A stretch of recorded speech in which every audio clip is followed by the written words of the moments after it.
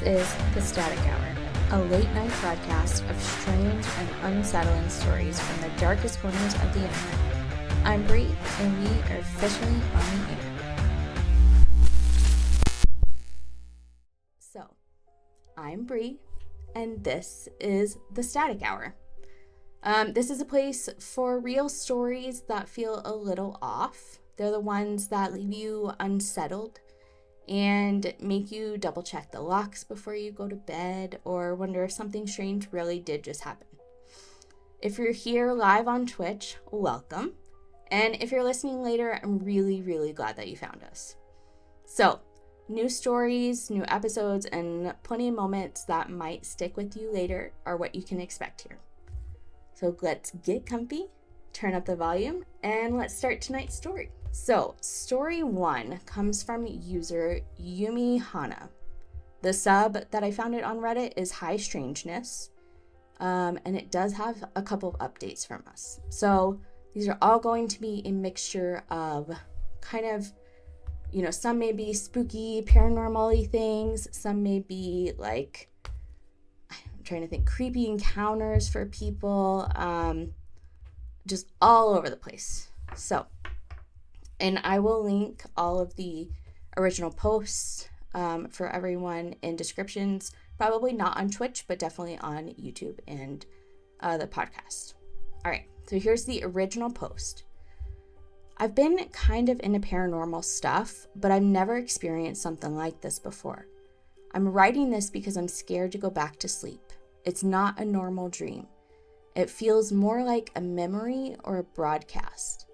There's this figure there. She doesn't look human. Her skin has this weird, glittery, pearly, pinkish glow, and her eyes are just solid black voids.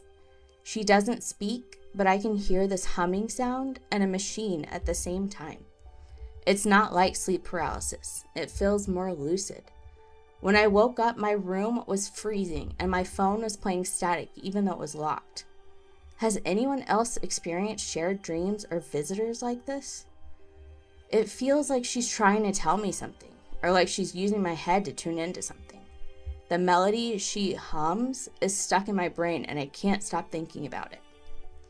So that is the end of the first original post that this girl put.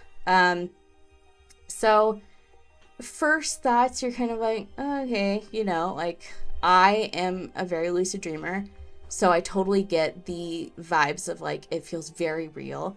I have luckily never suffered from sleep paralysis, but I've heard that is horrible. But she's just got this weird girl in her dreams, which I don't love. So then she goes on, and update number 1. Hey everyone, wanted to update you after my last post. Another night and she's still there. Hostile? No. Intrusive? Yes. I spend my days trying to be normal, but at night I'm in that same glowing space. I had to get her face out of my head and did a sketch of her on my tablet. This is exactly what her structure is. The impossibly white, long hair, the glowing skin, and those depthless eyes. The weird part? While I was sketching this, the humming sound she makes got so loud it was vibrating my desk. The sharp shadow on her face is because the morning I was working on it, the sun was streaming through the window and blinding me so much that I couldn't see half of her face. I had to finish it just to have some peace and quiet. I feel so drained. Did anyone else draw their visitors? I need help.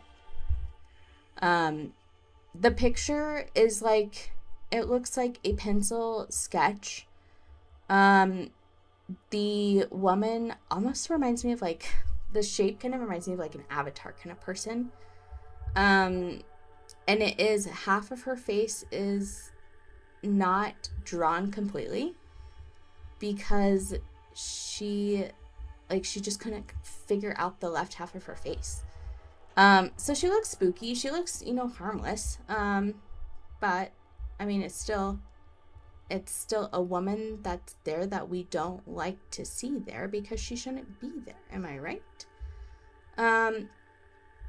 So she posted that, and like honestly, the comments that she's getting are like, that's really weird, like I don't know why you're getting this dream that keeps recurring. I don't know why it's so vivid. No one really knew kind of what to say. But then she makes another update, and this one was today. And it was like 9 hours from me finding that story. So 9 hours before. This one says, I think I made a mistake trying to bring her into this reality.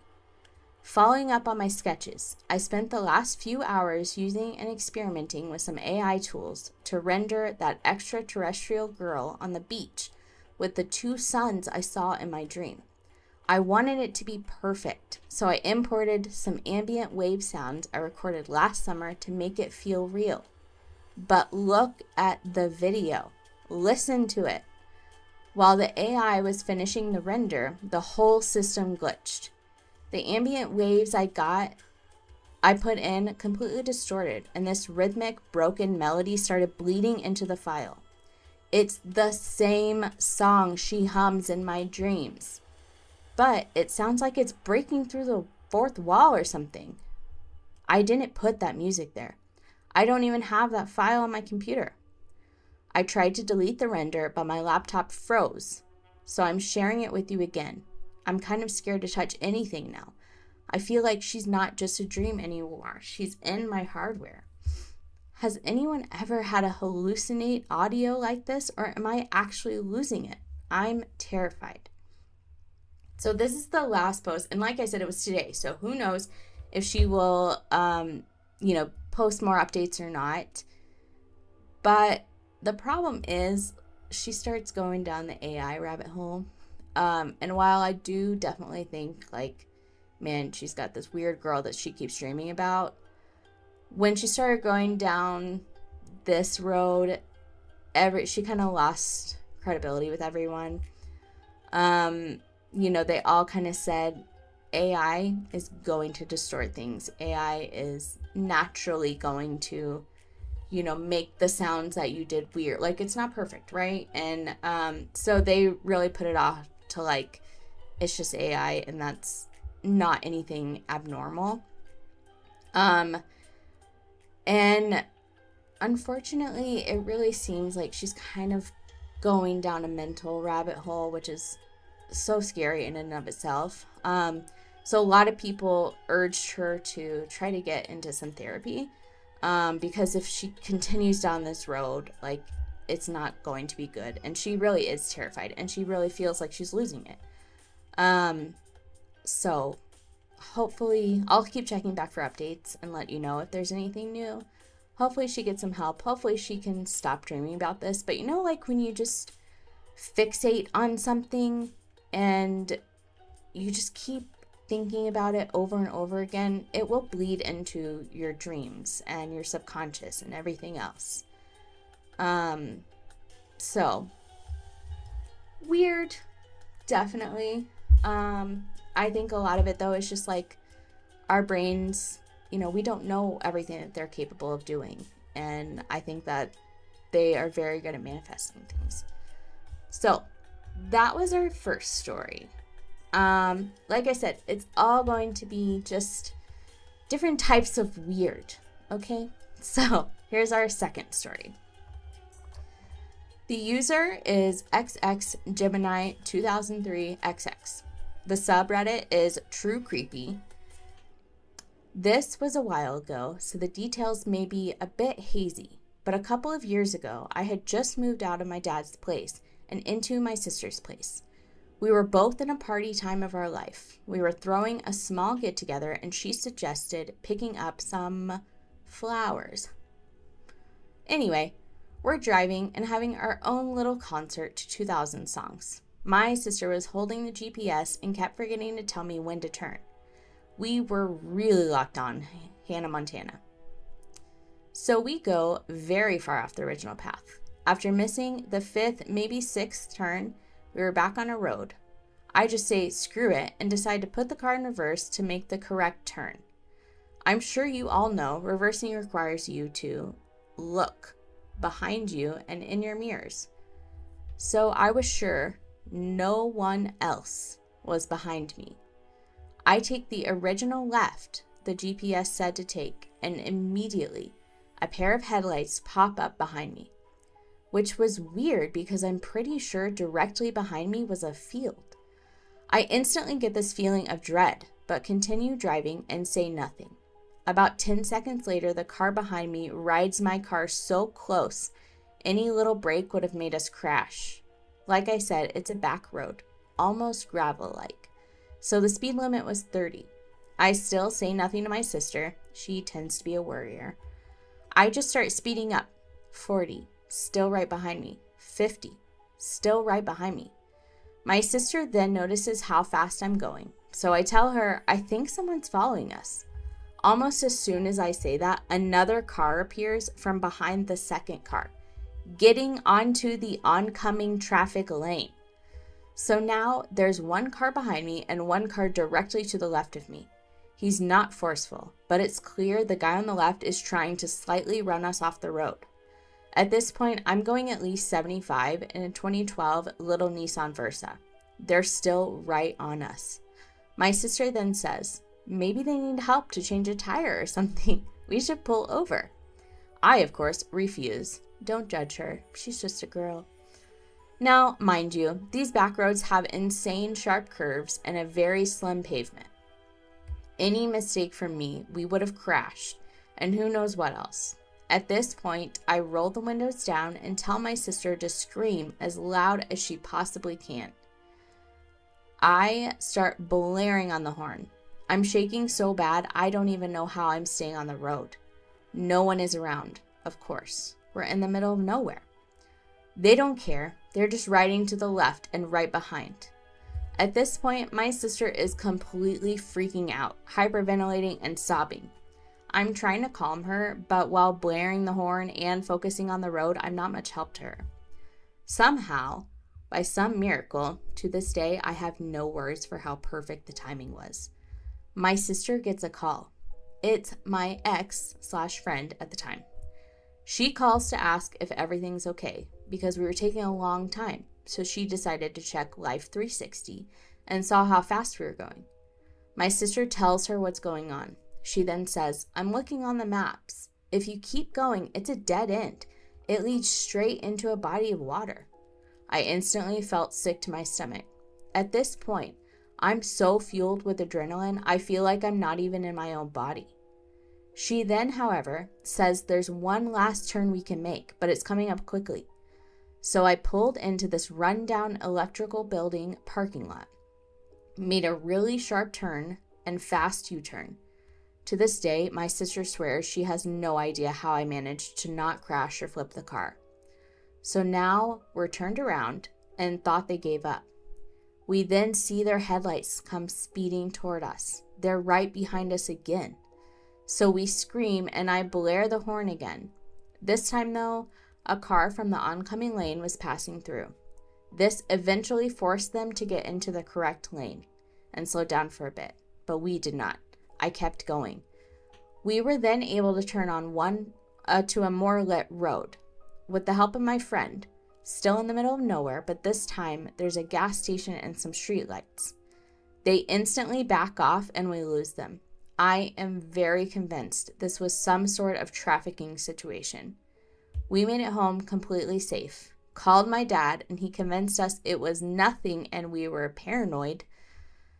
I was completely sober, by the way, and told us not to call the cops. So I'll never truly know what happened that night, but I still get freaked out driving at night. I still check my rear view mirror every couple of seconds, something I never truly got over. So thank you to my ex. I hate you, but you saved my life that day, and more importantly, my sister's. So that was story number 2, and that one really got to me because just it's so common of a thing to happen, you know? You literally never know who's driving next to you, ever. And we live in a city where road rage is a very common thing to have happen. And trafficking is also something that is so prevalent everywhere, I feel like now. So these are the kind of stories that keep me up at night, because no, it's not a ghost. No, it's nothing like that. It's scarier. Like this can happen to anyone. So yeah, so that one was my personal spookiest one. Story number 3. All right, this user is wandering around 3120. Sorry, I had to take a drink. And the subreddit is True Creepy. This was also posted 14 days ago. All right. This is my weird experience when I was in high school. It was late evening and the school day is almost over and the last subject is PE. We don't want to play badminton or any other stuff, so we decide to play hide and seek, which was dumb as our school has a history of ghosts being seen, but we still play it.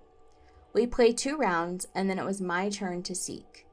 I found my first friend very quickly, but I can't find my second friend at all. I search empty classrooms, the sports room, stairs, anywhere near the field, but she was nowhere to be found. So I finally tell my teacher about it. She was very alarmed and tell me and my other friend to continue searching for her while she goes to find another, the religion teacher. And it says, I live in Malaysia. I look for her again when I decided to search behind an old school building. It is still being used, but there are no one in the building as it was used by Form 6 students. So this person, English is not their first language, but I am just trying to read it as they wrote it. So if the grammar is a little off, that's why. There isn't any spot for her to hide, and it's just an empty place. I called out her name, but there isn't any response. While I was leaving, I heard something calling out to me, so I turned around, thinking it was her. As I turned, I saw something like a woman with white hair standing in the middle of the clearing, looking at me. But when I finished turning around, there was no one there.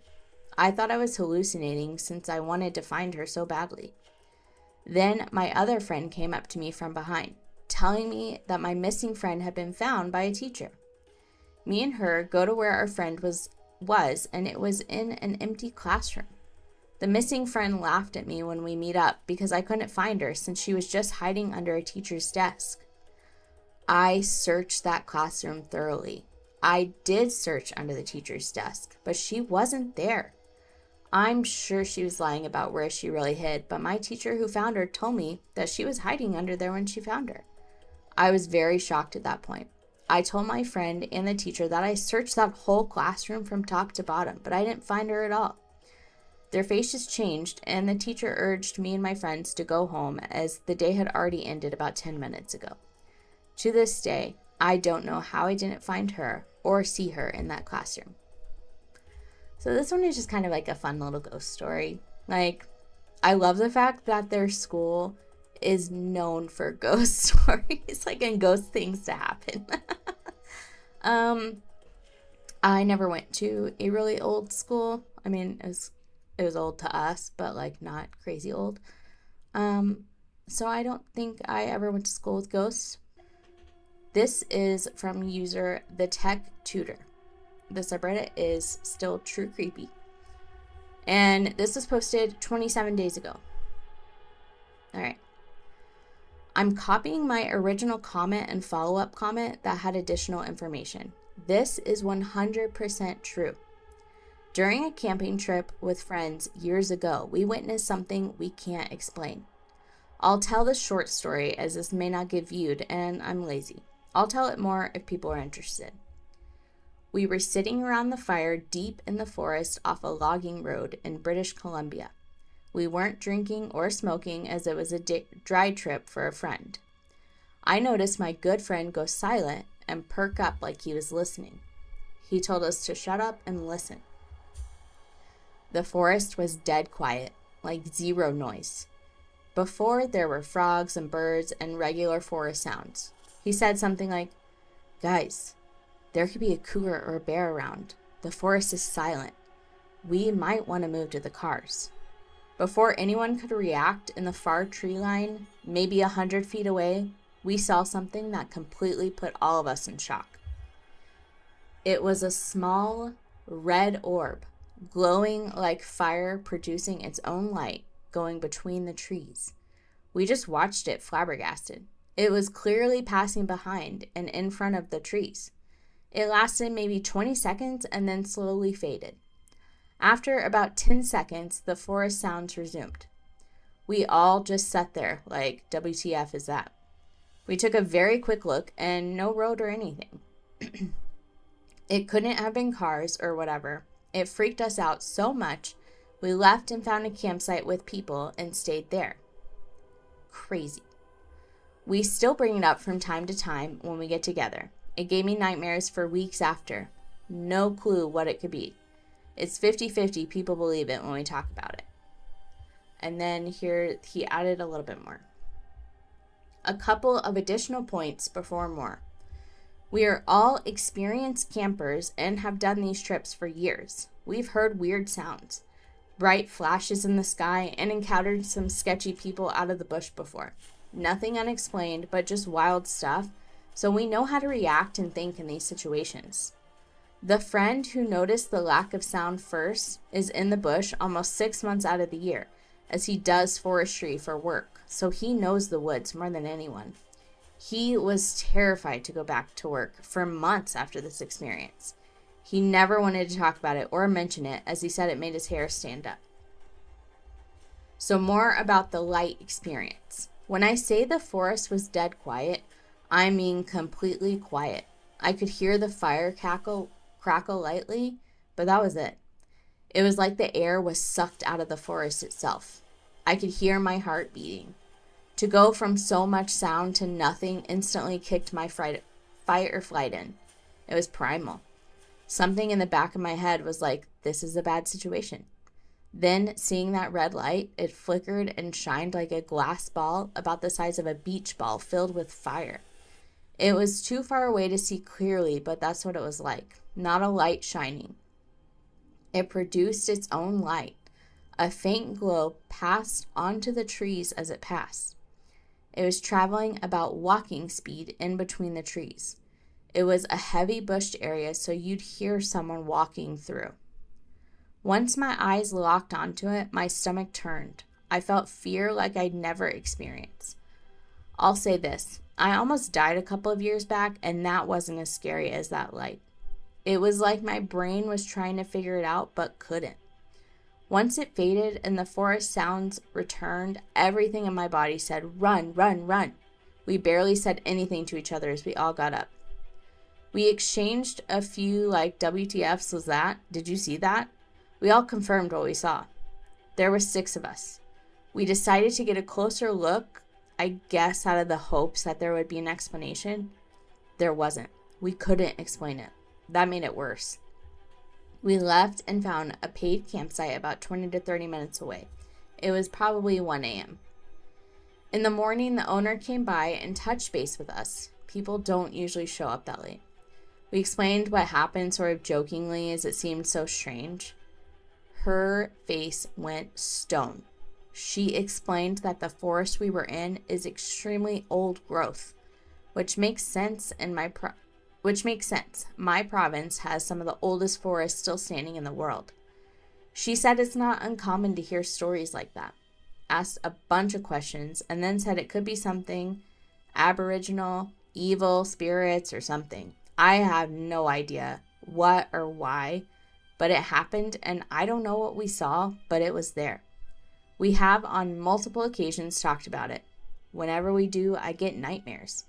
Even just talking about this and writing it out gives me the creeps. The end. So, that one is fun because it's just unexplained. You have no idea what happened. I know nothing about that. I am not a camper. I have heard so many stories about just creepy people, real life people you meet in the woods or national parks and things like that. The animals, the bugs, like, and then to add creepy, weird, unexplained things on top of it, it's just a no. It's a no for me. But, you know, I don't know what to say about this one.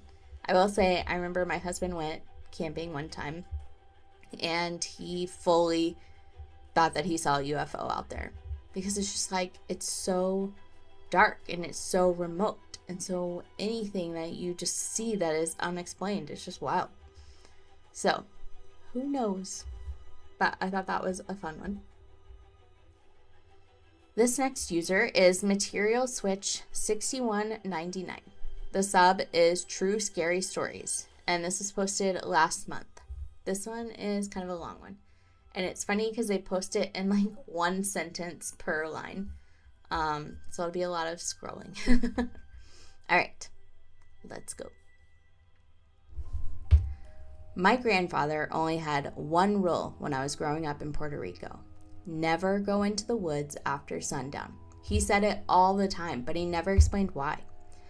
At the time, I assumed it was just one of those old rural superstitions. I didn't realize until I was 14 that he meant it very seriously. I grew up in Fajardo, I'm sure I butchered that, a beach town on the eastern side of Puerto Rico.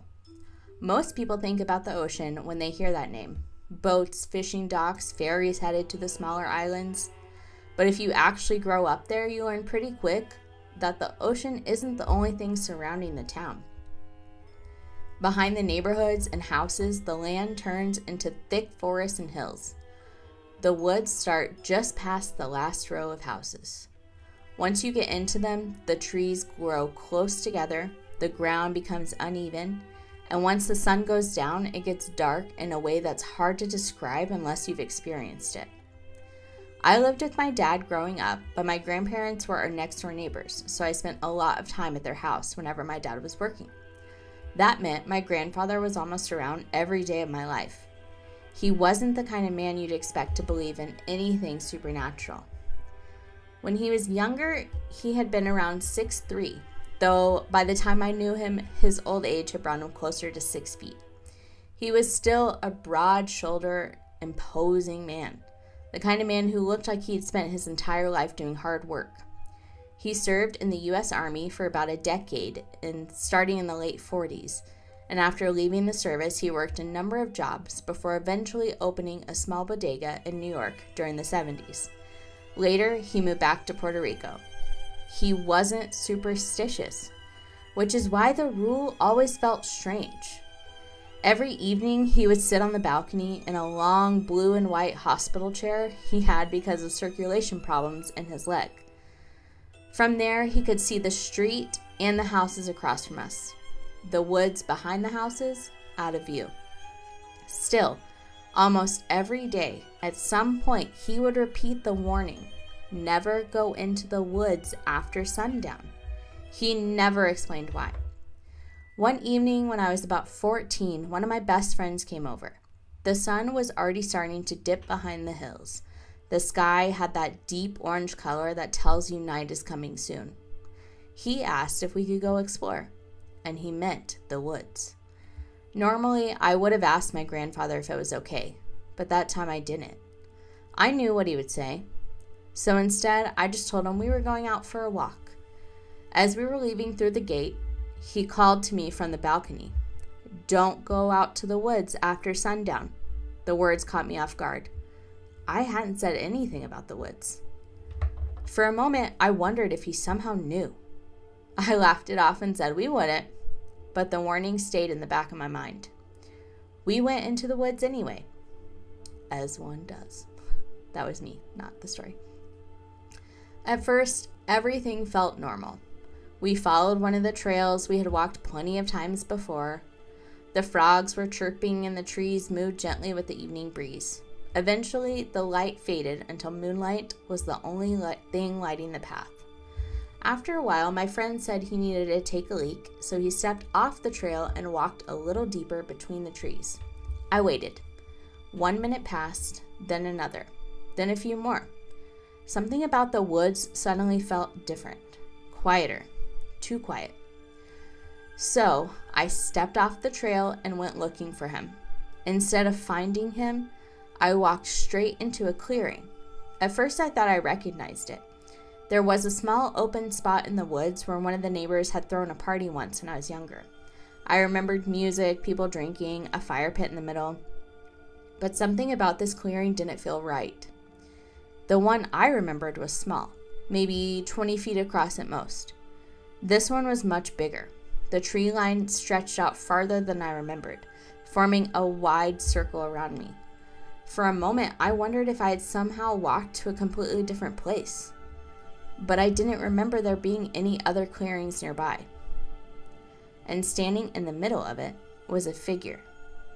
At first, I thought it was my friend, so I called his name. No response. I walked further out of the trees, thinking maybe he just couldn't hear me. By the time I realized something was wrong, I was already deep in the clearing. The figure slowly turned around, and suddenly I realized I was less than 10 feet away. It wasn't my friend. It was an old woman. From the edge of the clearing, she had looked tall, but up close, she looked small and frail.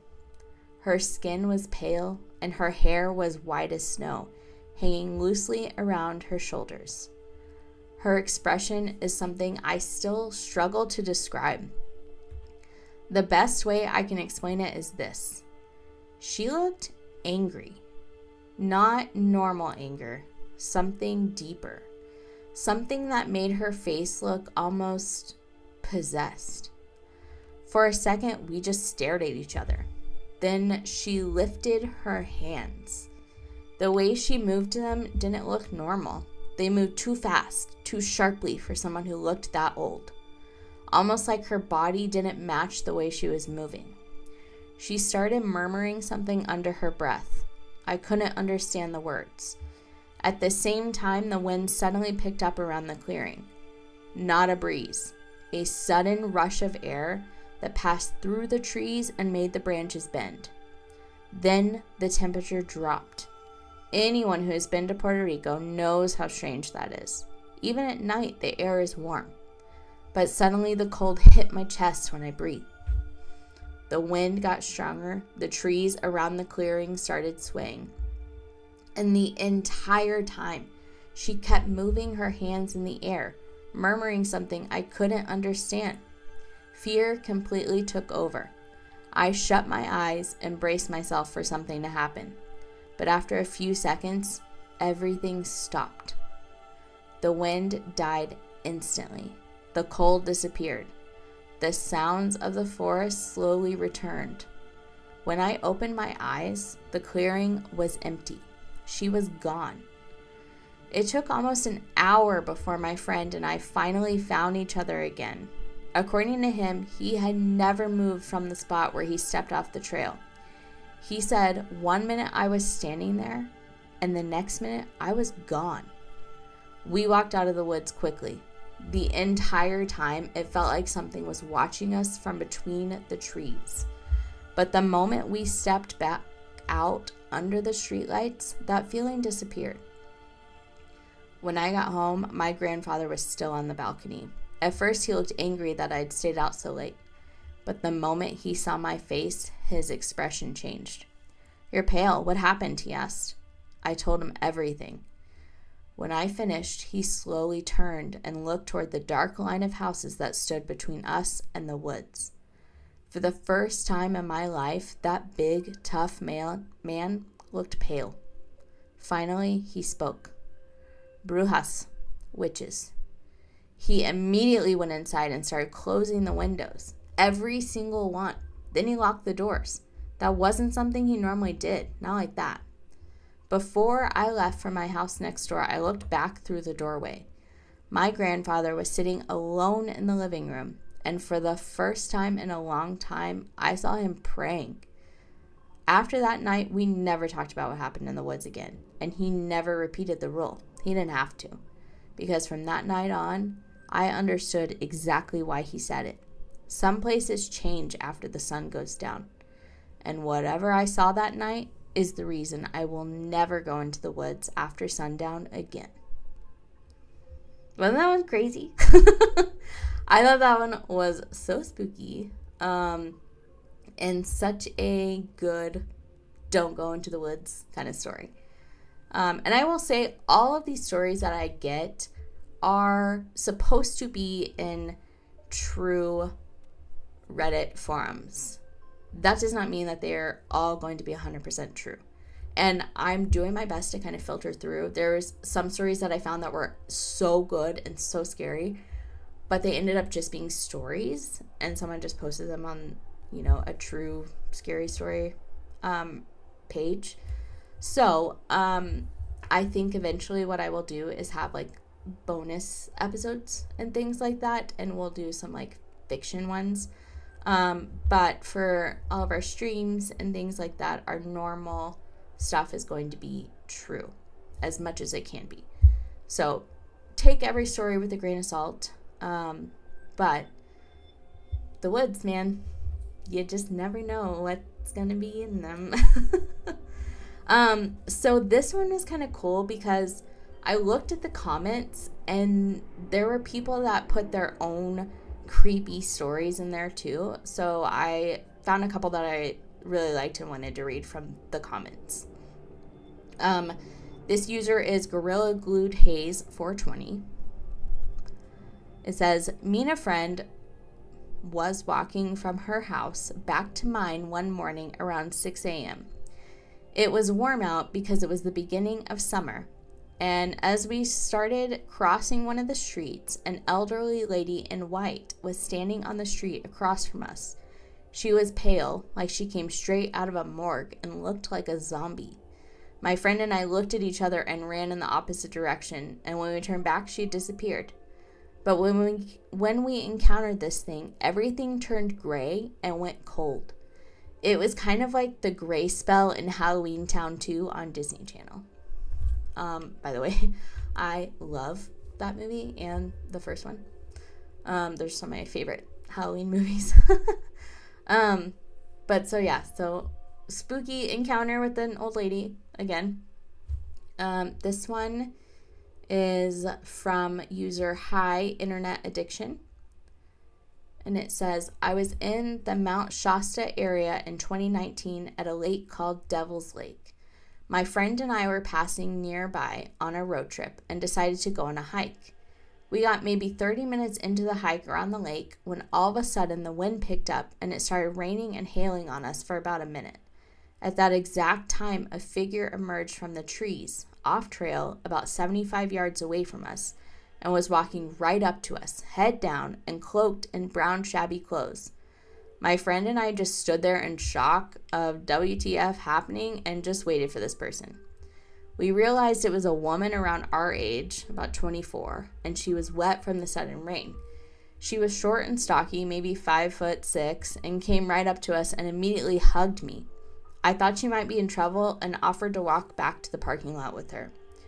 She said she got lost out there while tripping on DMT, which is a drug. She offered to take us to a local cafe and was acting kind of weird the whole time, probably from what she took. She was being weirdly suggestive, and it was just bad vibes.